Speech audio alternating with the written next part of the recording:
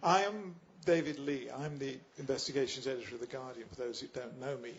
And the people I want to introduce you to are, on my left, Sandy Mitchell, and they're Mark Hollingsworth. Mark wrote the book Saudi Babylon, which is basically Sandy's story. And it's the story of how Sandy and others have been arrested, tortured, maltreated in Saudi Arabia. It's a story that's quite close to my heart, partly because I've known Mark for a long time as a very gifted author, and partly because on The Guardian we did quite a lot of work about these Saudi cases involving Sandy and others a couple of years ago. And it was one of the most horrifying stories I've ever had to deal with, really, because as I'm hoping that Sandy will tell you, all these people were arrested, locked up, framed and tortured and accused of being basically Al-Qaeda bombers, all of which was completely false and was a fictional attempt by the Saudi regime to fix the blame for what was going on innocent foreigners. What is most extraordinary about this story is that in another age, Palmerston would have sent a gunboat for this. British subjects were arrested, imprisoned, tortured, framed, and the British government did nothing much about it. And to this day, they are still resisting attempts by the victims of this to get compensation. It's close to my heart because I spend my time writing stories at the moment about how the British government is leaning over backwards to suppress police investigations into massive bribery of the Saudi royal family because they don't want to upset them. And the story about how the British government doesn't want to upset the regime in Saudi Arabia is one of the more shameful stories of the 20th century, I think. What I'd like to do is ask Sandy if he would just tell us, briefly, just in a few minutes, what it was that the Saudi regime did to you. Well, we were arrested in 2000. Immediately the torture started from day one, and it continued continuously every day and night until the 8th day. They wanted us to confess. They weren't interested in the truth. We're told from day one, we have it from the very highest authority to obtain your confession. And by the time you leave here, you'll be insane by the time we finish what we're doing to you. So eventually we had to confess to these crimes. But the Saudis lied to the world media. They told the world media that the bombings were down to a bunch of Westerners fighting over alcohol. That's not what we had to confess to in the torture chambers of Saudi Arabia. We were forced to confess to say that we were British spies acting under instructions of the British Embassy to carry out these bombings. So effectively they were accusing the British government of carrying out the bombings that Al-Qaeda were carrying out against British nationals in Saudi Arabia. The lie went on until May 2003, when suicide bombers took out 2 Western compounds. Then Prince Naif, with egg on his royal face, had to admit the truth. He had a problem with Islamic insurgents. Prince Naif was the Interior Minister, wasn't he? Yes, Prince Naif runs a kingdom within a kingdom. He's the Minister of Interior, and basically within the kingdom, he runs a country. Mark, what's the picture that you've put together in the book? Tell me about it. Well, I think actually at one stage I was going to call the book The Deal, in the sense of the really interesting thing for me was not just the torture and the unbelievable miscarriage of justice that took place with Sandy, where he was in jail for nearly 3 years, tortured for most of that time, didn't see a lawyer for 1 year. The British government did virtually nothing. They treated the case as if they were like social workers looking after someone who was a little bit ill. The thing that struck me about this story was actually not just that it happened, that was bad enough, but why it happened.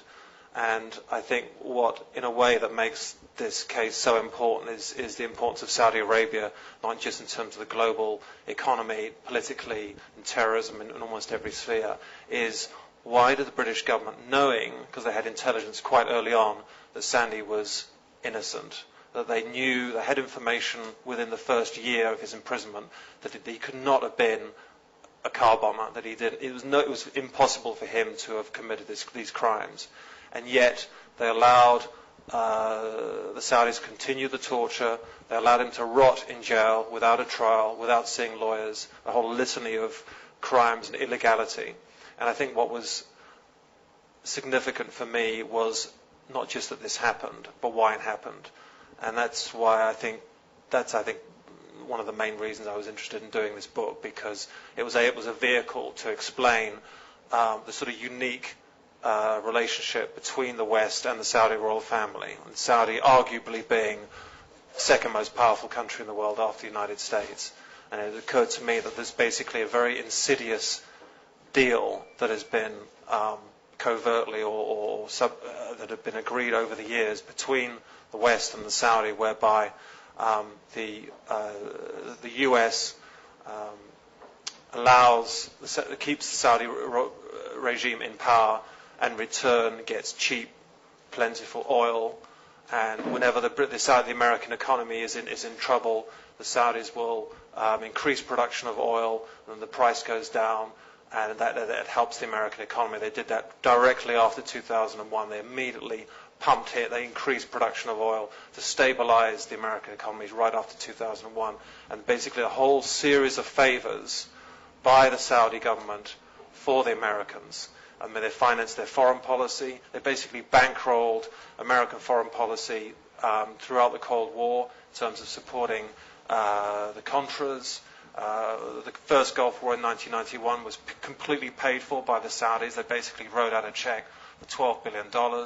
And there's basically this arrangement between the Saudis and the Americans. And in return for all the favors that the Saudis have done the Americans in return keep the Saudis in power. So when the 1991 Gulf War took place and Saddam Hussein was about to invade Saudi Arabia, had all his troops on the border, and the Saudis were like begging, crying for Americans to come in.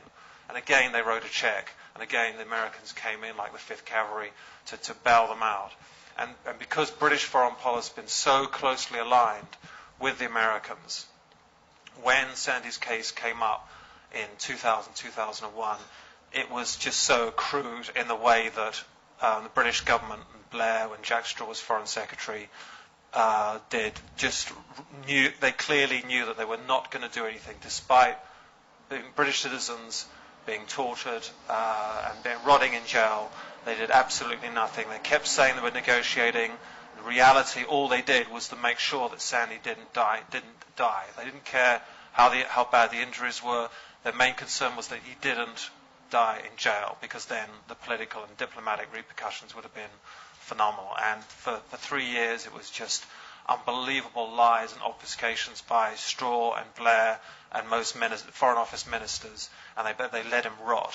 And the reason they let him rot is because of oil and because of the arms deal between Britain and Saudi Arabia, the famous Ali Marmara arms deal, where the British defence companies, British Aerospace, basically kept going by this huge arms deal between Britain and Saudi Arabia. So Saudi is a real exception to any kind of objective analysis of foreign policy, and Sandy was basically the British government was willing to sacrifice Sandy and other British people in Saudi. And I think, in a way, for me, the bigger issues are as important as Saudi's human and I think that's what really that is as important and really needs to be exposed. Sandy, I wonder if I can ask you, what was your reaction when you've seen in recent days the British Prime Minister, the British Attorney General, stopping a police investigation into bribery allegations against Saudi Arabia? What do you feel when you see them stand up and say these investigations have to be stopped? In Saudi Arabia, life is cheap, and so is the rule of law. And it appears that the rule of law is also for sale in this country and is sold for favours from Saudi Arabia. I'm totally ashamed of my government. I've always been a patriot, proud to be British, but I'm totally ashamed of how low my government will stoop to kiss Saudi butt. Well, Yeah, I can. I think you're better qualified than many to say that. Actually, I mean, I have similar feelings. I'm sure Mark does, but we haven't had these experiences. Have you had any assistance from the British government to get redress from the Saudis for torturing you and framing you? Absolutely not, and in fact, quite the contrary. When we won, we sued the Saudi government and the Saudi torturers in the courts in this country. We won our case in the Court of Appeals to sue our Saudi torturers. The Saudis appealed to the House of Lords, and the Foreign Office's Department of Constitutional Affairs intervened, granting state immunity to not only Saudi Arabia but to the individual torturers who tortured us. The British government decided that the individuals are also entitled to state immunity. As a result, any British national can be tortured now and will have no possibility of legal redress in this country because they are protected by the State Immunity Act as long as torture is sponsored by the state in question. Mark, is it your view then, having gone into this, that the position we've now reached is that Saudi Arabia can torture British citizens and demand bribes from British citizens, indeed, without any concern from the British government whatever? Yeah, there doesn't seem to be any accountability at all. And one of the people I interviewed was a guy called Brian Wilson, who's a former Blairite foreign minister at the early part of when Sandy was in prison. And he admitted to me he's now left office, and he's an arch Blairite, and he admitted to me that basically the Saudis can just get away with anything. And of course, the irony is 9/11, because the reason 9/11 happened is basically it goes right back to 1979, when there was an attempted coup by Islamic fundamentalists in Saudi when they tried to overthrow the Saudi regime. And basically what happened is in the early 80s, the Saudi royal family did a deal with the Islamic fundamentalists in Saudi. And they said, look, if you leave us alone, if you don't try and overthrow us, we will give you control over social policy, education, religious education. And what happened in the 80s, and that came up to the early 90s, is that basically this form of extreme Wahhabi doctrinaire form of Islam was taught in Saudi Arabia, and it resulted in, by the 1990s, a group of extreme militant Al-Qaeda activists, which of course resulted in 2001 and in 9/11. And of course, when 9/11 happened, the Americans didn't invade Saudi Arabia; they just let it go. And that was a sort of classic case of Saudi being a special case. So are you saying that, in a way, this is a weird kind of blowback, that actually 9/11 was a consequence of our corrupted relationship with the Saudis? Yeah, I think it was, in the sense of one of the most sort of important campaigning tools that bin Laden and Al-Qaeda had was the occupation by American troops after the end of the 1991 Gulf War. And when they basically the Americans came in to rescue the Saudi royal family, and they left American troops in Saudi after the end of that Gulf War, and that gave bin Laden in the early 90s a real opportunity, a vehicle to recruit. And they already, as I've just said earlier, they already had this new generation of Saudi young people indoctrinated by this extreme Wahhabi sect. And basically, you can argue that American foreign policy was responsible for 9/11 by this sort of deal that they allowed the Saudi royal family to just do whatever they liked. And one of the things they did was they did this deal with the Wahhabi Islamic clerics. And they just, in the 1990s, the Americans and the British, and certainly the security service, went completely asleep about the rise of Islamic fundamentalism, and you had the explosions of the American embassies in 98, and you had the Khobar Towers in 96, and they just, because it was Saudi, their objective faculties just completely went out the window. Sandy, what is it that you think that we should the British government should do about Saudi Arabia? Stand up to them, enforce the rule of law. The rule of law should apply to everyone, regardless to how much oil they have and how much we depend on them for trade. We depend on lots of countries, but everyone obeys the rule of law. Saudi Arabia is exempt from that. The House of Saud is exempt from that. They have a rule and they're a law unto themselves. And to be perfectly blunt, there's not much difference between them and the Cosa Nostra family. Well, what's your reaction to the claim that's been made by the Prime Minister and by the Attorney General that Britain's national security depends on us keeping on the right side of the Saudis, whatever they do to people like you, or whatever they do by way of taking bribes? Saudi Arabia doesn't do wars. We do not depend on Saudi Arabia. Saudi Arabia depends on the West for their security, to prop this corrupt family and keep it in its regime. Without the West, the House of Saud would not exist. They'd be brought to justice as Saddam Hussein has been, and Arabia would find a new way of moving on. We don't depend on Saudi Arabia, and our government should recognise that. They depend on us. The trouble is, I remember, and I've been guilty of it myself, in the last 20 years there have been numerous claims that the House of Saud is so corrupt that it is on the verge of collapse and that any day now it's going to go. And it never has. It seems very, very stable. I mean, Mark, is there any way in which the House of Saud is going to be got rid of? I don't think so. I mean, I think because of their security operation, which is actually, with the Americans, got advisors there constantly. I think the problem is the opposition rather than it doesn't seem to be any real opposition. About 10 years ago there was a movement largely based here, a man called Mohammed al-Masari, but he was effectively an Islamic activist. But there doesn't seem to be in Saudi any kind of people's revolution. It doesn't seem to be that kind of political culture that they're going to sort of occupy the streets as they did in other countries. So it's hard to say. I mean, I can't really see that at all happening.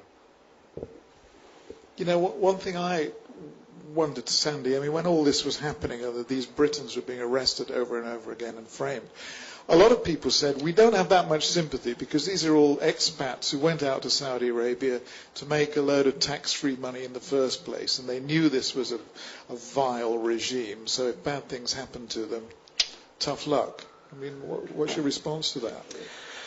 Fine. There's British expatriates all over the world, and if the British government's not going to protect those expatriates, then what's the point of having the rule of law? What's the point of having the British Armed Forces? The British government will commit its soldiers to fight in Afghanistan and Iraq, but they won't protect its own people when they're being tortured in Saudi Arabia or in other parts of the world. So perhaps one can argue, well, we took a risk. We went to a country with no real laws and an appalling human rights record. So let them take the chances. But if everyone thought like that, you'd have no aid workers in Africa. You'd have no British nationals doing whatever around the world, and we'd live in an insular little community. Well, I mean, Mark, just to sum this up, I mean, where do you think we go from here? Do we shrug helplessly about the Saudis? Do we say we need their money, we need their political stability, we need their oil, we're stuck, or what? Well, I'm not sure we necessarily do need their money. We don't necessarily need their oil. I mean, I think with energy policy going the way it is, there are a whole range of sources of energy that can be clean. We'd seem to be stuck into supporting American policy based on this cheap oil that is produced at very low cost from Saudi, and we just seem to be kind of just rigidly following the American line of supporting what Saudi does. I mean, one of the things that the Americans told me was that the Saudis are very useful in persuading the Gulf states to support American foreign policy. in terms of allowing them to use their military bases there, and that so Saudi is actually quite important on a strategic basis. But it just seems to me that why you can't have a non-aligned foreign policy, why you have to be so completely rigid.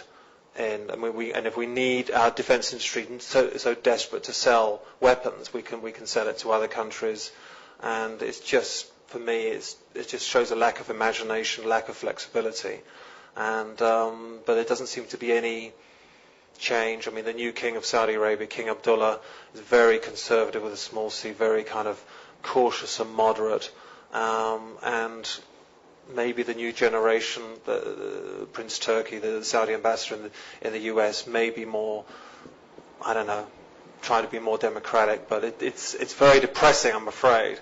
But we'll see what happens when Brown gets in, but I don't think much will change. So you're both depressed? Prince Turki's been replaced by a man called Abu Jaber, who was basically the spin doctor for Prince Bandar, who was the previous ambassador to the United States of America.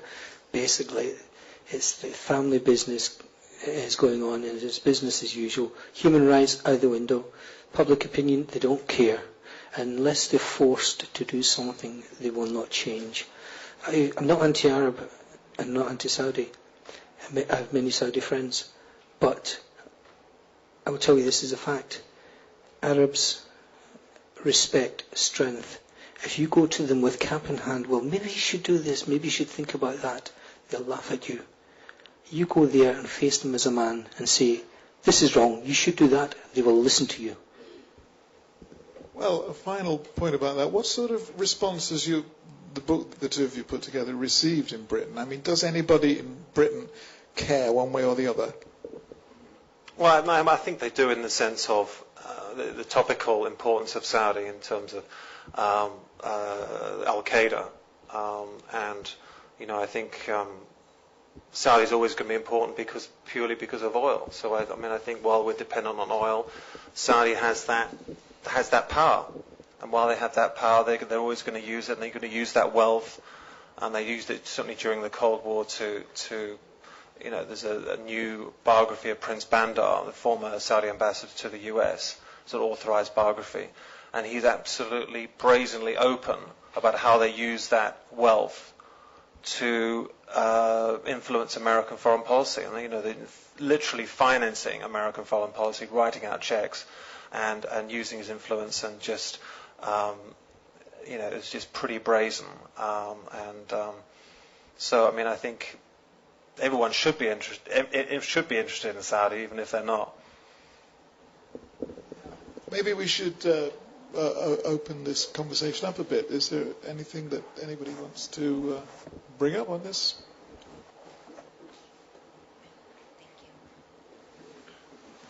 Yes, my name is Maya Mani, and I am from Saudi Arabia, from Mecca.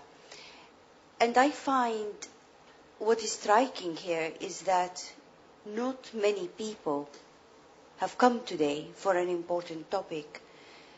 I spoke to several Saudis, and I said, I'm coming. And they said, tell us all about it, but we don't want to be seen there. Fear. Now that said, of course I know that when you were in Saudi Arabia, there were many people who were sympathetic. And I also think that the policy makers here and the relationship, the government of the UK and Saudi Arabia work at one level, specifically in the stopping of the fraud investigation this time. How many Saudis felt insulted that their culture is supposed to be a culture of taking bribes and corruption? Nothing is secret anymore. Where people used to hide corruption and bribes, at the moment in Saudi Arabia, many people who do believe in the ideals of democracy and democratic values and accountability and transparency are very disappointed So in other words, in the long term, it's not going to be very good for the relationship of the UK and and Saudi Arabia, and not at all anything to do with the idea of stability. And it will be further delegitimizing the regime. So I know I haven't directly commented about your case and what you had to go through, but this idea, this denial of what, the denial and the importance of human rights and what you have to go through, and I will look forward to reading your book. Well, there's one question I'd like to pick up on you with. It's not true, is it, that bribery and corruption is a traditional part of Saudi culture? Bribery is specifically Islam is against bribery, and in the Quran. And here comes the double standards and hypocrisy. So on the one hand, this is an Islamic regime, Islamic state. And on the other hand, they're covering up for bribery. And you're talking about the royal family.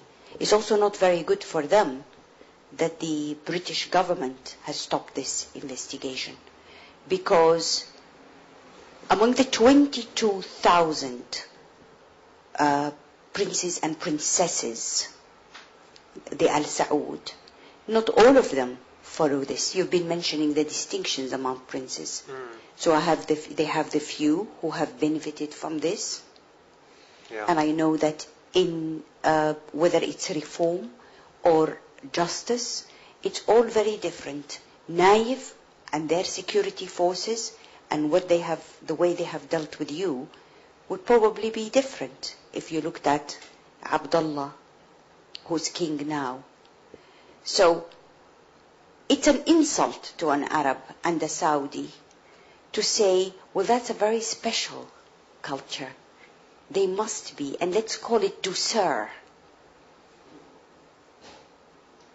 The majority of the Arabs who are unemployed and going through these systems where there's so much corruption, they know about it, and there will be a reaction.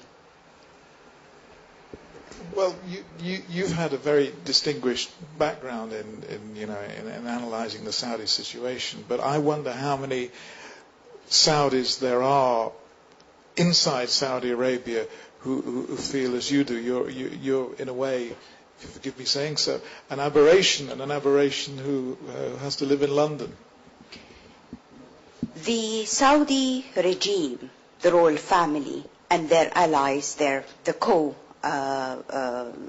a coalition government, the Wahhabi religious establishment, look at the threat in their country coming from two directions. Terrorists, as they call them, fi'at dalla, and the people who are the reformers. Those who signed the petition 3 years ago, some have been put in jail and others, but until today cannot leave the country. Why is this significant is because these are the people, like myself, but I sit here in the UK and got British citizenship.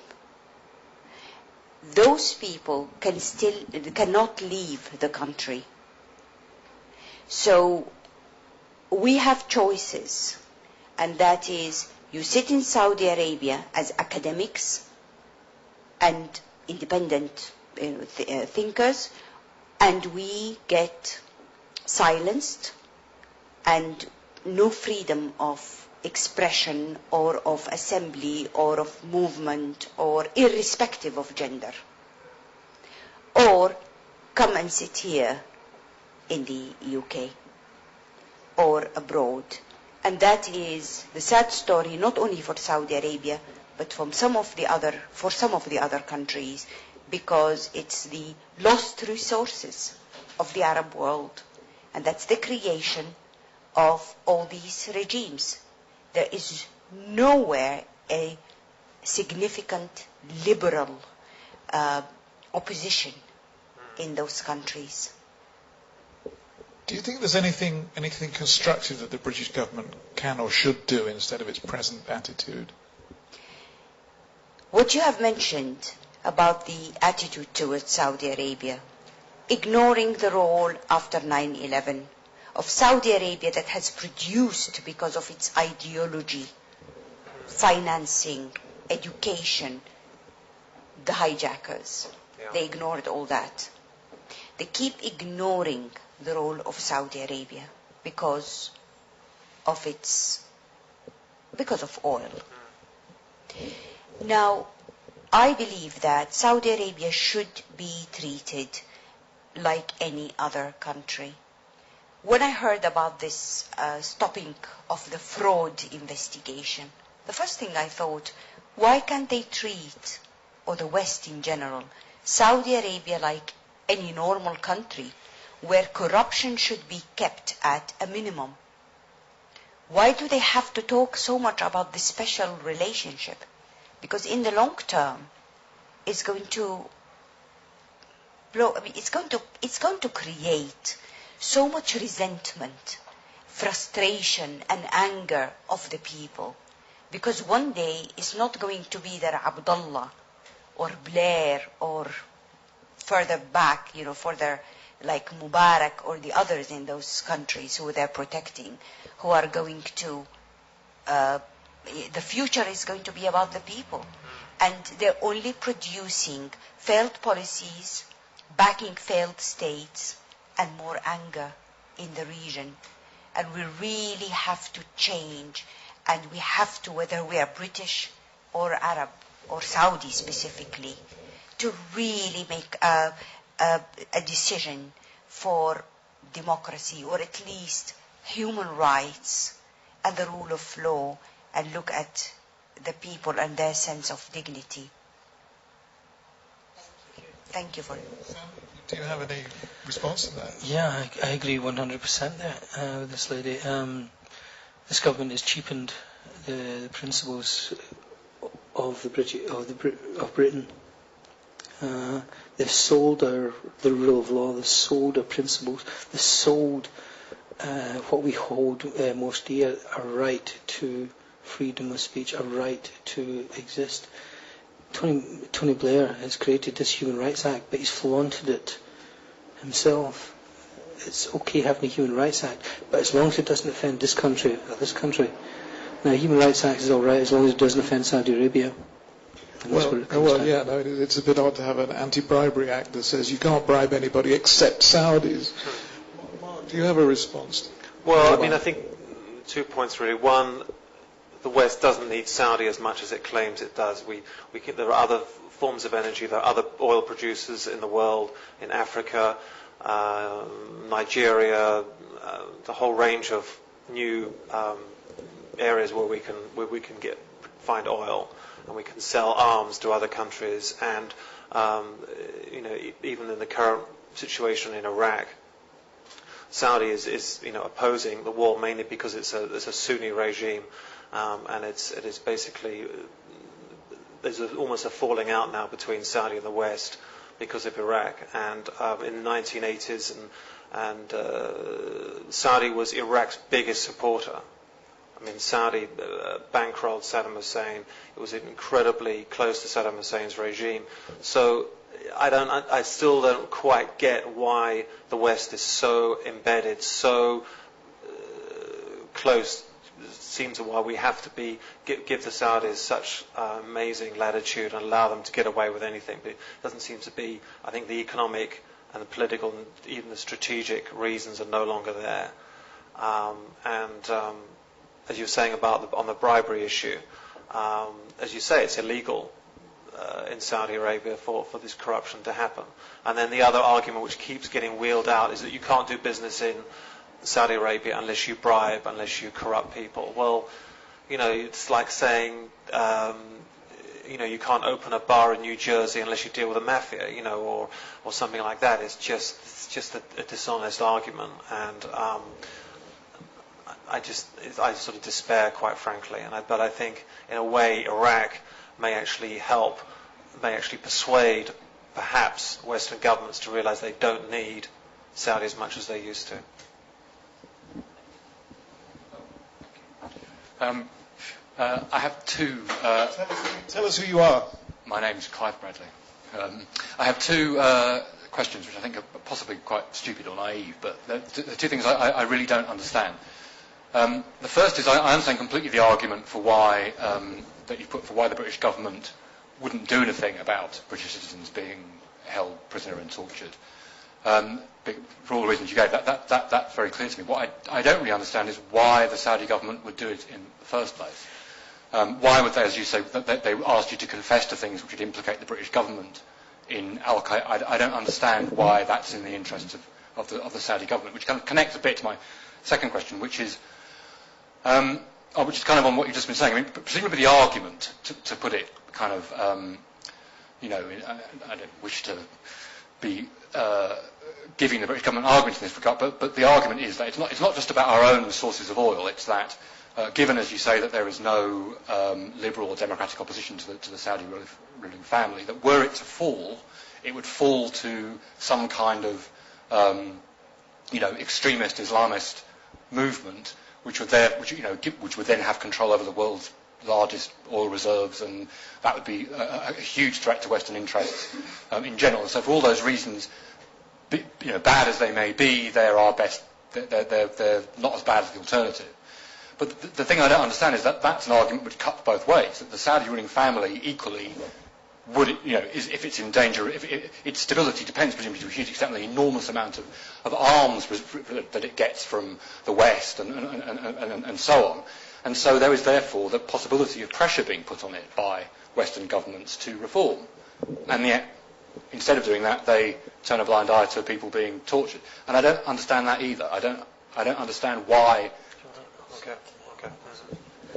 First of all, why did the Saudis blame us for their own domestic terrorism?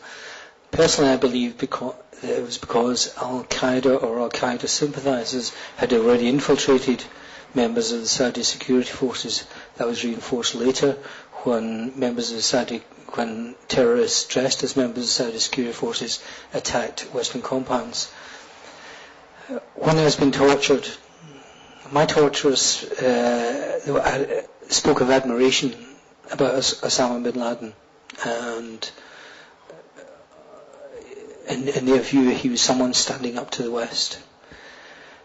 Why did the Saudi government buy the lies of their own secret police? Well, it's like the king with no clothes on. He surrounds himself by his own entourage who tells him everything. And the king at that time was Gaga, and Abdullah was sort of in charge, but in reality Prince Naif was in charge. And he had his own agenda. In his own agenda, he's very anti-Western. He tolerates the West. He uses our technology. He uses our forces. And if they happen to have a war, he'll use our soldiers to fight the war for them.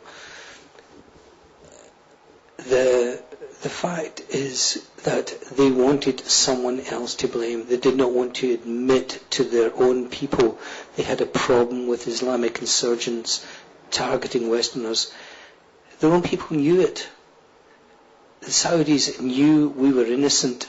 The Saudis knew from bootleg CDs and tapes sold on the black market about Osama bin Laden telling his people, get rid of the Americans, get rid of the Westerners in Arabia.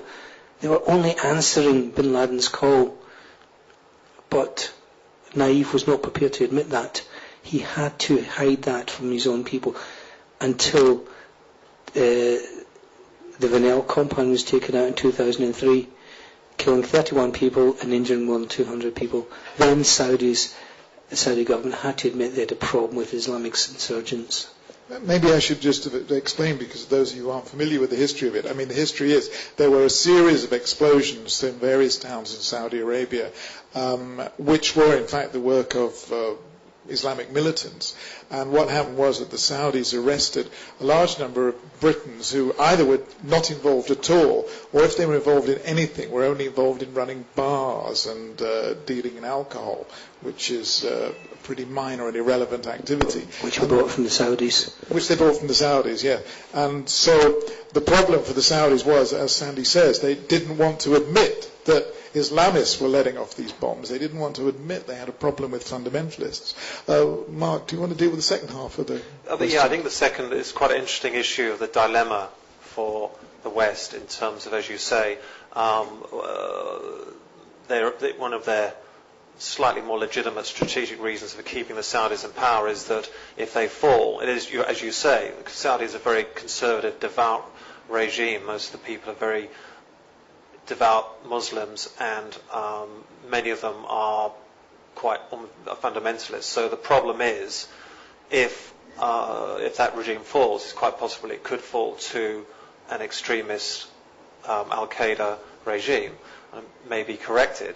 But the problem for the West is they support liberal democracy, if they support elections and traditional populist elections, the person who will become president of Saudi Arabia will be Osama bin Laden.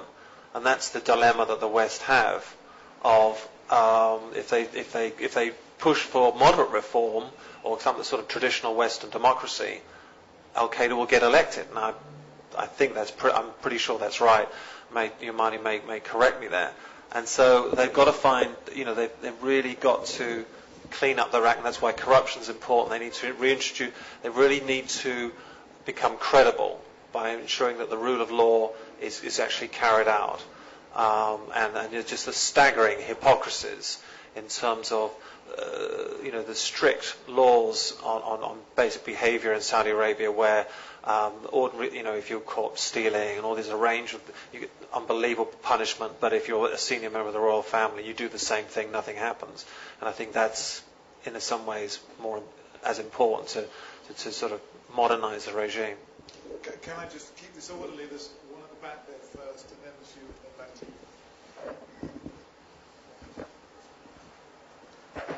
you. Yeah, Paul Halloran, I'd like to try and bring it back here, because we're talking about a country that's far away, and the issue that we're here primarily was flagged up as why the British government has imposed a security clampdown on a prosecution.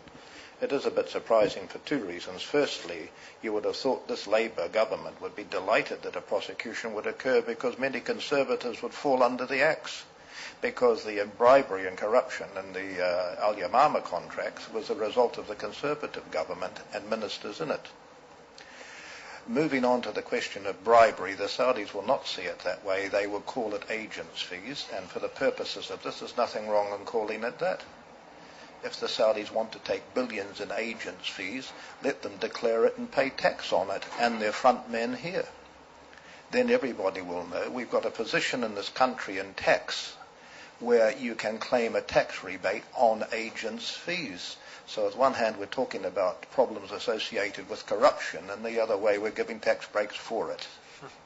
Now, what you haven't been able to do, because it's probably imponderable, is that we do not know why this Labour government, when you would have thought would have all the political nous to punish the opposition by letting the scandal come out about the Al-Yamama contracts, and who in this country that was not Saudi got kicked back to, and how much money the Conservative Party really got in donations from Saudis that were very grateful for their support, why this should not come out. And Mr. Leigh has been banging a big drum and knocking on doors about this for a long time, as have others. Now, the final point I want to make, and I'm making more of a speech than a question or a comment, and I don't think that's particularly valuable, is that this will come out. Sooner or later, someone will open a door, documents will appear. Now, all I think that this government can do is hope and pray and says, let's hope it's not in our lifetime so we don't have to clean up the mess. Because that's what it seems to me to be virtually what they're saying. National security, so what, maybe this, maybe that, maybe the other thing. The Saudis are exporting their Wahhabism through their charities right throughout the Middle East, into Turkey and into the Transcaucasus, to try and stifle criticism and keep their own people happy and keep the lid on it by exporting the fundamentalism. we are seeing, in fact, the results of it here, and we are paying for our own inability to stand up to this and our own inability to clean our own house. Well, I think you're right. That wasn't exactly a question. It was more a speech, although it was an interesting one. So let's move on to the next person who's there. Thank you. My name's Timothy Less. I'm just trying to extrapolate what the policy position would be from all the comments you've made.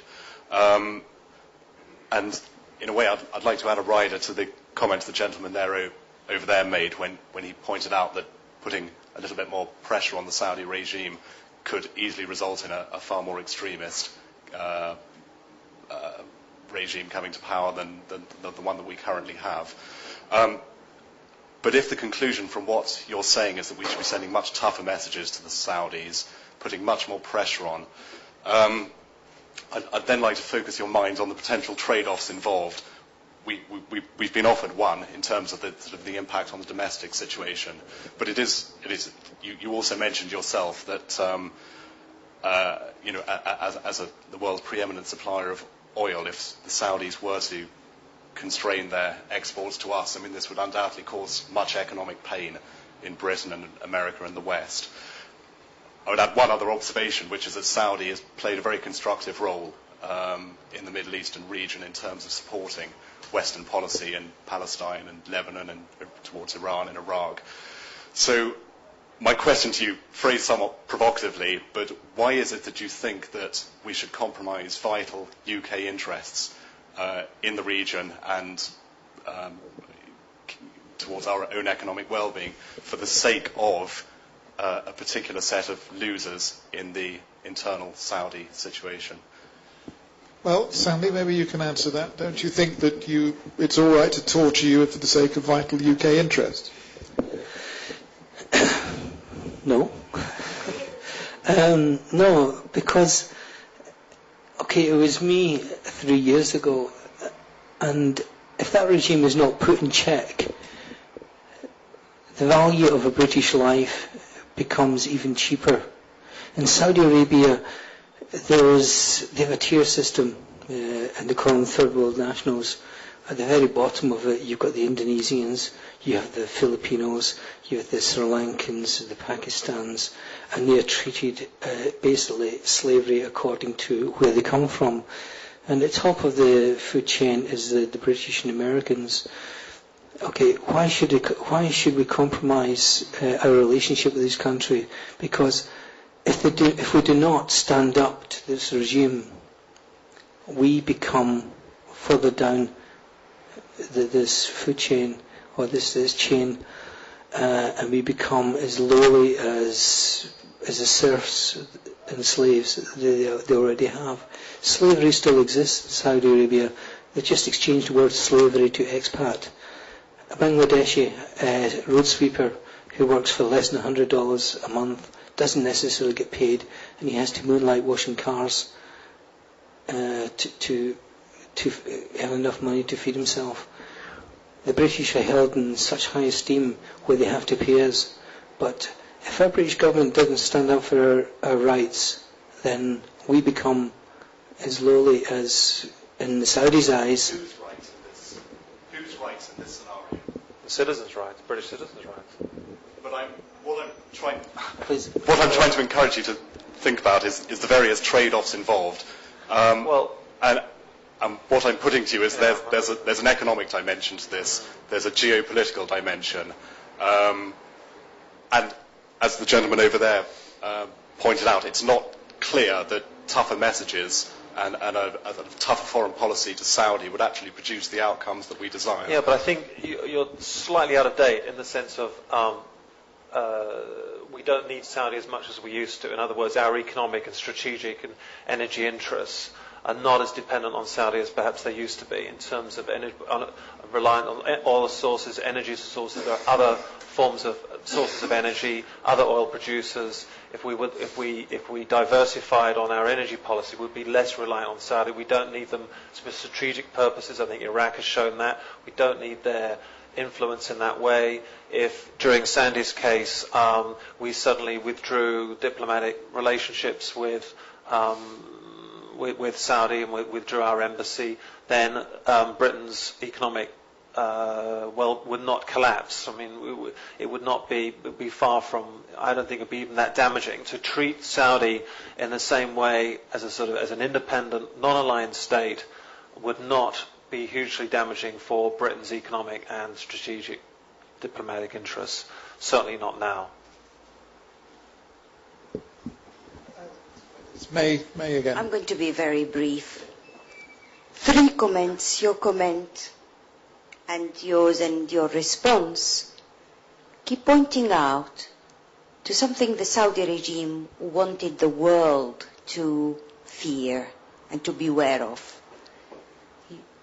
We thought you get rid of us and we're going to have the extremists, the fundamentalists. The truth is that there is, after the Taliban, no Islamic state that is as fundamentalist or extremist as the Saudi regime and the Wahhabi religious establishment.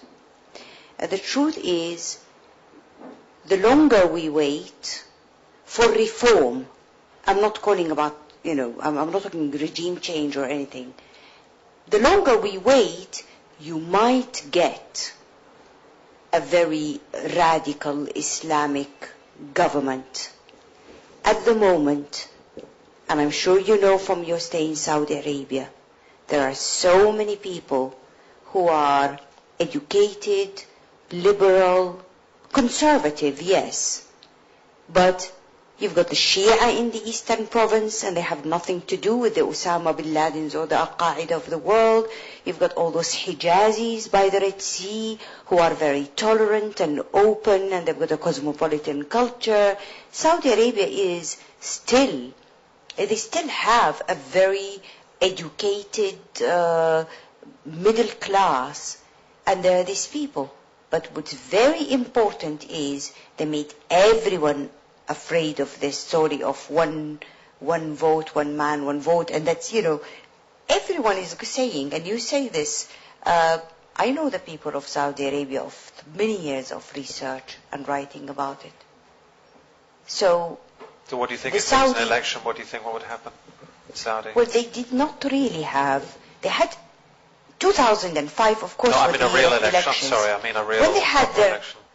Partial municipal elections, only 1/4 of the male population were allowed to vote.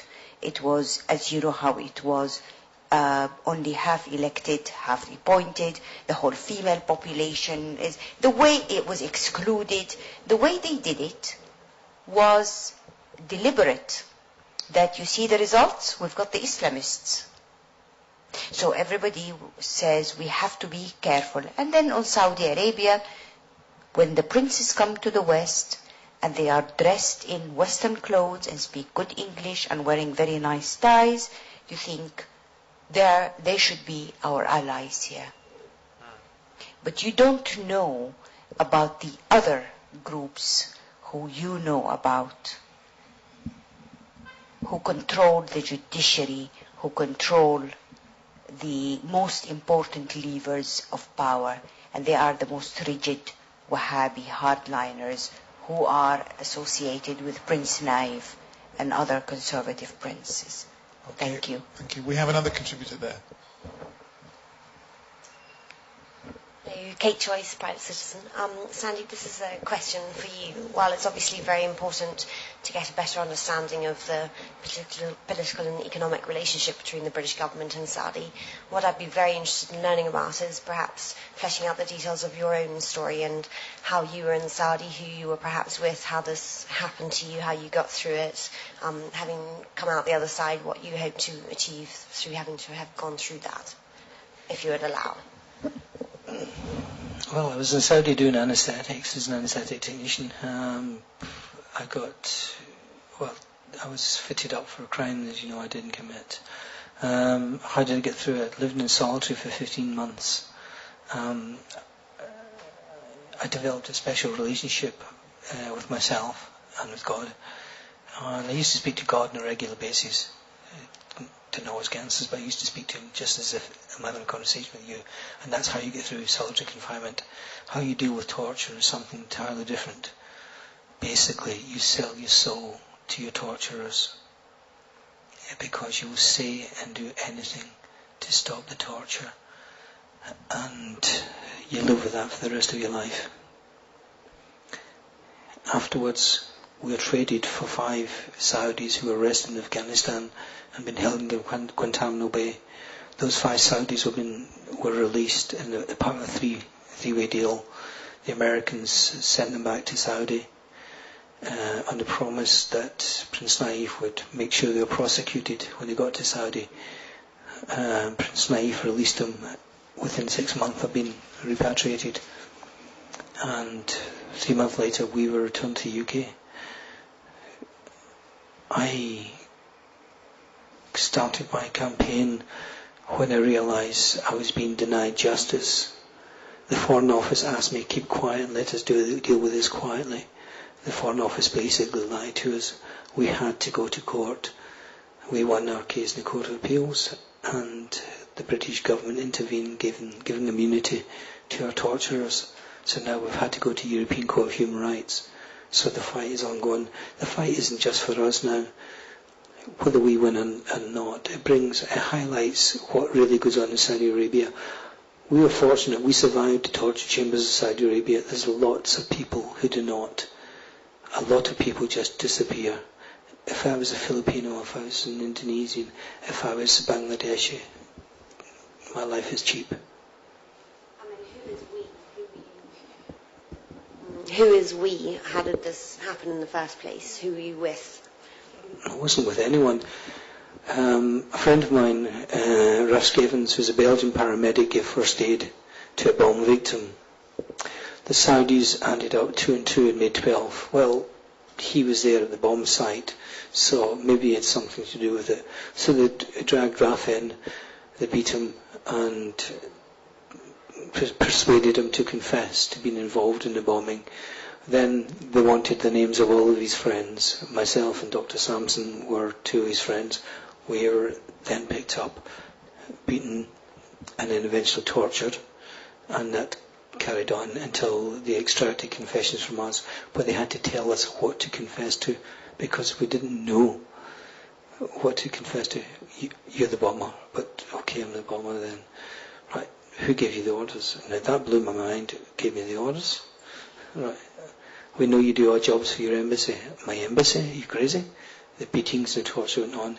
Then said to me, you have a Thai wife. We can bring her in tonight, and you can listen to her screams in the cell next door, and it'll be your fault because all you have to do is confess. So I confessed. Thank you.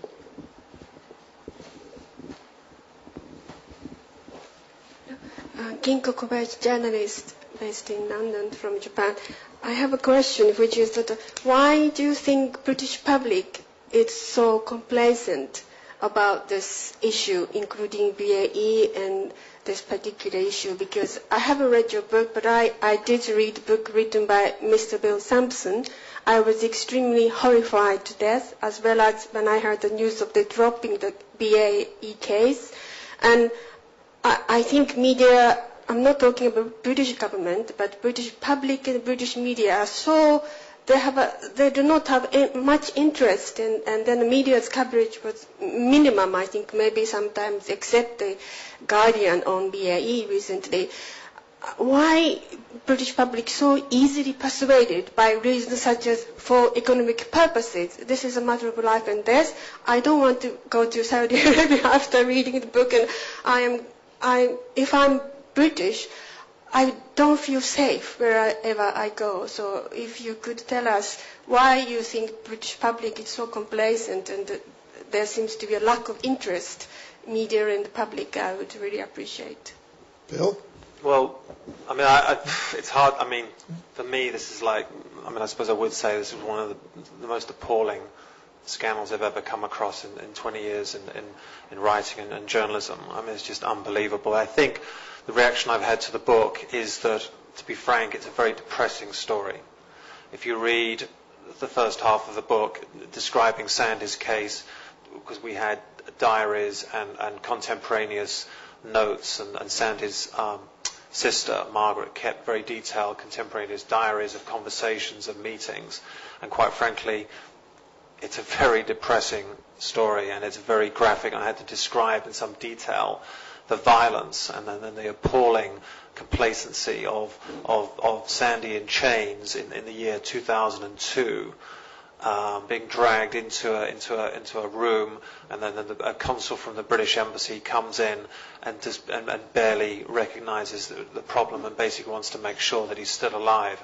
And you think this is like 19th century rather than the year 2002. And I suspect, I don't know why,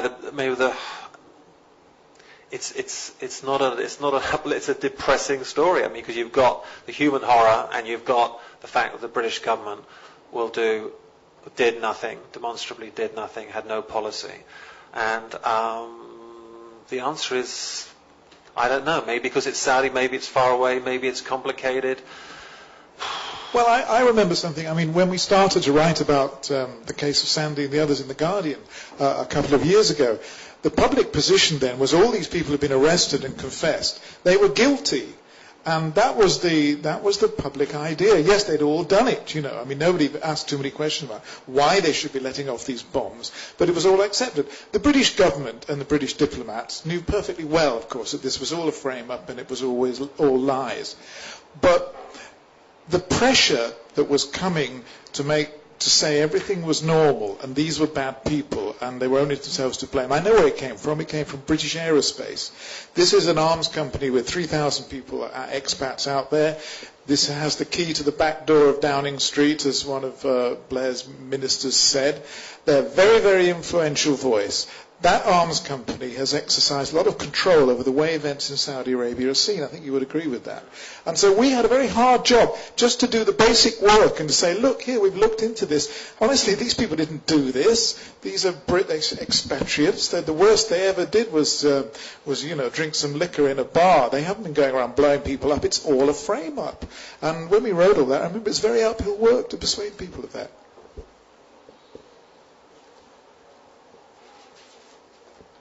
Okay, have we exhausted the conversation? Book's not that depressing, by the way. Actually, I'm told by some friends of mine still in Saudi Arabia that Saudi Babylon is the most popular book in the Riyadh underworld. Wow. Well, that's good. Mark, do you want to sum up what do you think is where we've got to tonight, if anywhere? Well, I hope people understand the bigger issue is not just what happened in Sandy's case, because I just think if people are interested in the world and how the world ticks, this is a sort of graphic case. And I think listening to Sandy's story and what happened to him, it's a very human story. I mean, not just the torture of what happened to him afterwards. When he came back and coming back to the UK just before he returned, the Foreign Office were very. One of the things they were concerned about was that they didn't have to pay for his airline ticket to come back. They want to make sure that his family paid for the airfare to come back, and it's just unbelievable, the series of events. And I just think if people can just think about the situation we are in the Middle East and how important Saudi is in the global economy, but just if you're interested in politics and you talk to your MPs, maybe we can try and raise this as an issue, and I just think that is obviously beneficial. Yeah.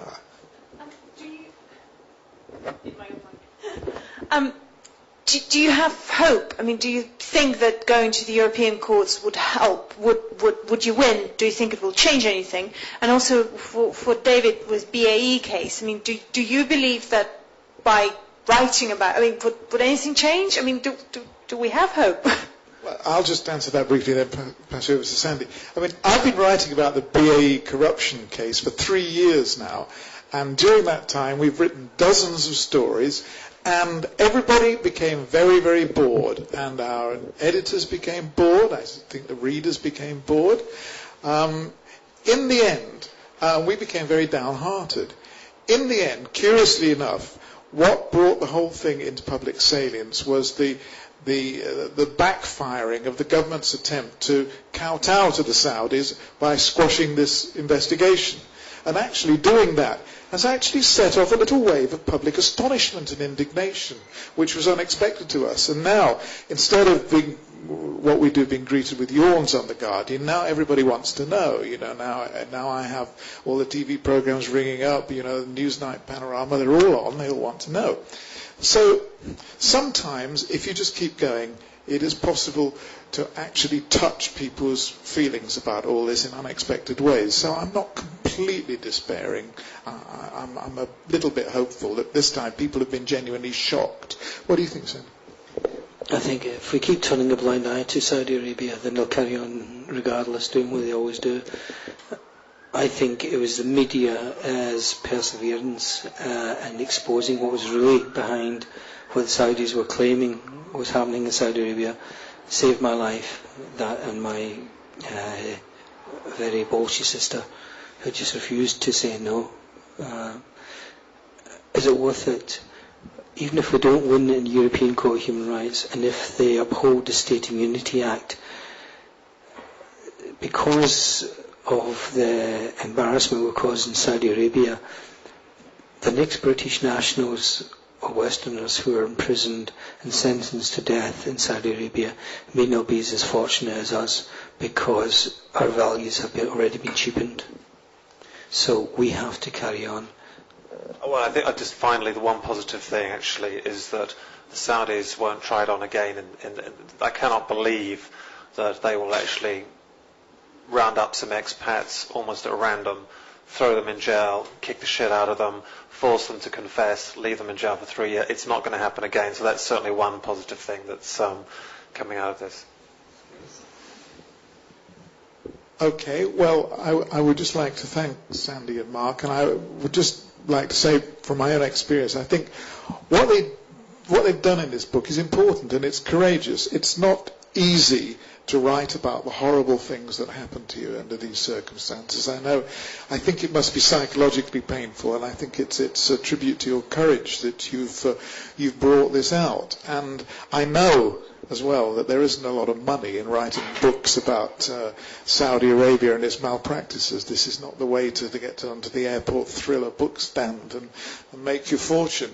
So I think your doggedness, Mark, is something that ought to be praised as well. And although this may not bring about immediate change, I think the dogged attempt to establish the truth about the rather contemptible way the British government behaves towards Saudi Arabia and the rather vile nature of the Saudi regime is something that we have to keep trying patiently, bit by bit, to assemble the facts about and expose. So thank you both for coming tonight.